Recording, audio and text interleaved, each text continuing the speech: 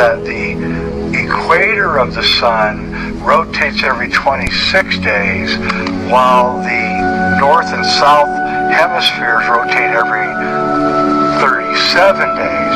And what happens is this, so the bottom of the sun goes this way and the top of the sun goes this way, and you create torsion shear, it's called.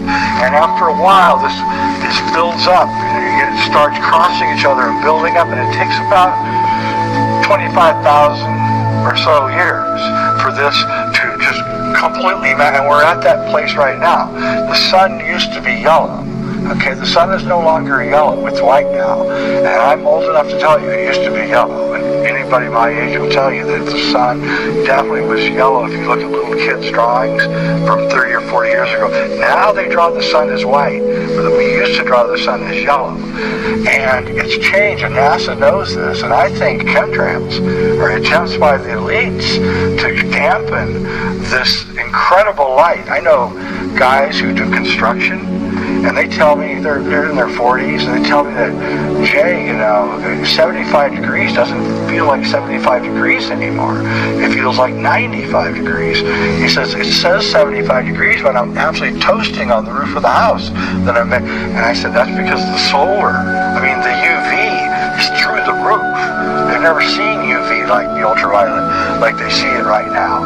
And NASA doesn't know what to do. They're actually changing their whole idea about how to carbon date and everything, because the sun is not a stable star. They now know it. When I first came out with my work about 15 years ago, NASA called me an alarmist and said, he's an alarmist, don't pay attention. Now NASA's really concerned about this and is advocating putting generators on nuclear power plants, because if you have one of these, an EMP will happen and everything will be wiped out, and they're really, really worried about it. And so in 15 years, they've changed their mind, and it's good. And I've been told the same thing, that they're really working overtime to try to make it. And there's different kinds. I've noticed that there's different kinds of chemtrails now. There's new kinds. There used to be just streaks in the sky that would blossom and connect to each other and create a silvery sheen blocking the sun. But now there's little spots that grow into clouds, odd-looking shaped clouds. And our beautiful weather in Colorado has really been kind of destroyed by these things. It's like almost every day, the silver sheen appears in the sky, destroying our bright blue sky, and it's getting kind of disconcerting. And you look at the drought-resistant seeds that Monsanto is developing, and it's like, why are you doing that, And they're worried about something. And this goes back into, the Al Gore, global warming, it's all our fault. Well, it's not our fault. It's the sun that's causing all the heat to go up. It's not the humans. I'm not saying I'm for pollution, I'm not, but I'm saying, one volcano going off puts out more pollution than, we do. And it's not that, although I think we should cool it on the pollution, but we've got to look at the sun. That's where the real problem is. That's what generates weather, nothing.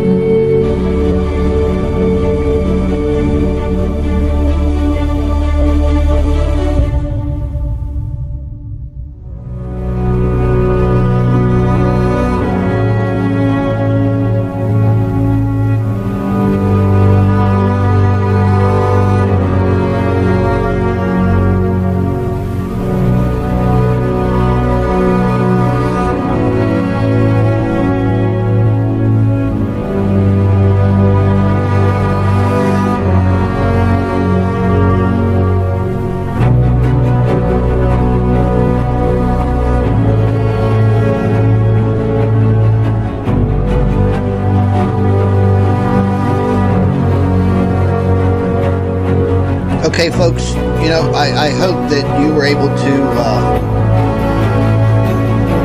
to understand what this man is saying. So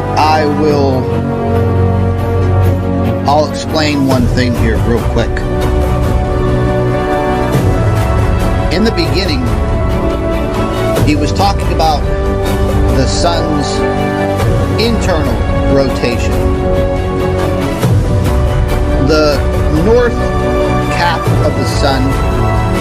the southern cap of the sun rotate differently and at different speeds than the equator. So every 37 days, the top of the sun and the bottom of the sun rotate 360 degrees.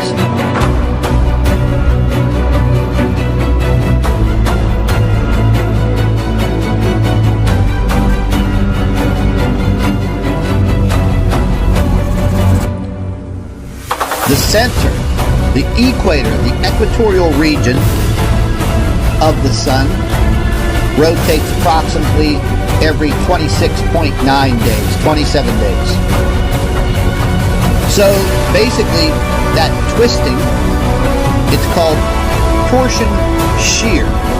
So you're applying a tremendous amount of pressure on that star. Now, I'm not sure if that happens with other stars, but it's happening with our star. Now, what he's talking about, scientists have known for a very, very long time. I mean, decades and decades and decades, they've known that the polar regions of the sun rotate slower than the equatorial region, therefore torquing the sun. Going back through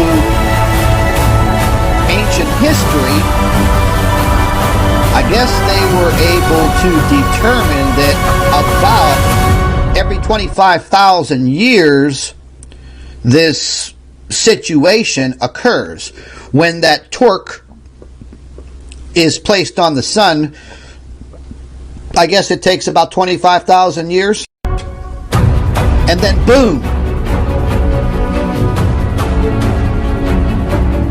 That explosion occurs. That massive solar flare occurs.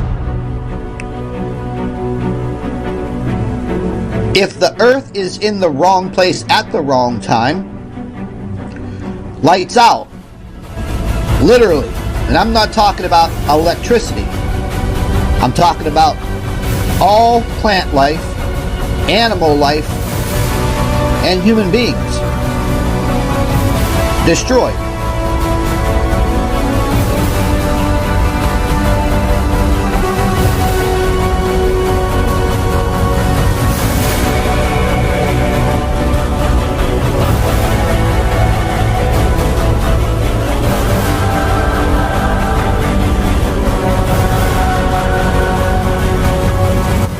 And I'll show you point blank.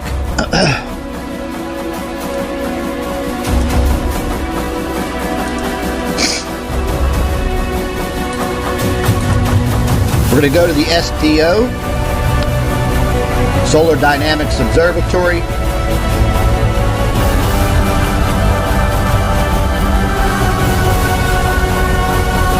And this is our extreme ultraviolet view of the sun right now. This is a 48-hour loop. One of the major causes of these earthquakes here on our planet is the induction of these heavily charged particles.